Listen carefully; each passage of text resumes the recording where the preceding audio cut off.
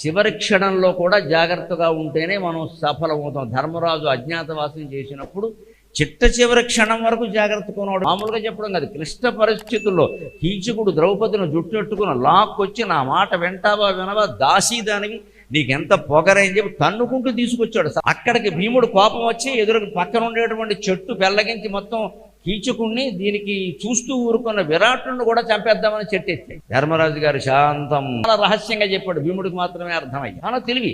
అంత సంక్షోభ సమయంలో ఆయన తెలివితో చిత్తప్రజ్ఞతో ఉండడం గొప్ప లక్షణమే. ఎందుకంటే ఆ చెట్టు పెట్టి కీచకుణ్ణి విరాట్ రాజును కొట్టేసి ఉంటే భీముడు దొరికిపోయావు. నీకేమి సంబంధం అయ్యా, సైరేంద్రిక అవమానం జరిగితే ఆవిడ నీకేమవుతుంది అనేవాడు. కోపంలో భీముడు గమనించలేకపోయాడు. అవమానం జరిగింది కాబట్టి ద్రౌపదిని మనం అండ. కానీ ధర్మరాజు గ్రహించుకుని ఏమిటయ్యా వంటవాడు నువ్వు అన్నాడు. అంత ఇదిలో కూడా ఆయన భీమా అనలేదు. వాలలుడు ఎక్కడ చూచి వాలలుడు అనే మారు పేరే వచ్చింది.